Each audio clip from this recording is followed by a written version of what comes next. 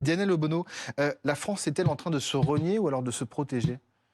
Non, ce n'est pas la France, c'est le gouvernement. C'est M. Bayrou qui se renie et qui renie une partie de, je crois, la tradition politique dont il est issu. C'est un homme dit du centre. Moi, je pense que c'est la droite, mais c'est une droite que je considérais jusqu'à présent comme républicaine Elle et ne l'est qui plus ce avait. soir? Je crois qu'il a fait le choix de s'engager dans cette course à l'échalote mortifère avec l'extrême droite pour acheter la non-censure. Il non seulement l'aura promis, mais il s'engage sur la voie de l'application d'une partie de leur programme. Il n'est pas le premier.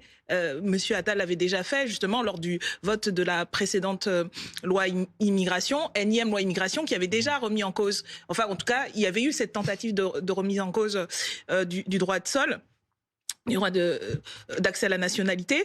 Une partie avait été censurée par le Conseil constitutionnel, mais la porte était déjà ouverte et c'est cette porte qui ouvre à nouveau en grand. Donc je voudrais m'inscrire en faux sur l'idée qu'il faudrait parler d'immigration parce que ce serait un sujet tabou.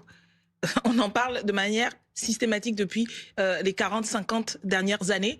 Et nous avons à l'Assemblée nationale, tous les ans et demi à peu près, un texte de loi sur l'immigration qui s'ajoute à d'autres textes de loi qui n'ont même pas encore le temps de se mettre en place. Il n'y a même pas encore les décrets que déjà on nous invente un nouveau sujet pour lequel il faudra un texte. Mais pourquoi selon vous? Pourquoi donc, justement? parce que c'est une manière politicienne d'alimenter son fonds de commerce, celui de l'extrême droite et aujourd'hui celui de la droite radicalisée, qui permet de cibler une partie de la population en disant c'est ça la cause de tous vos maux.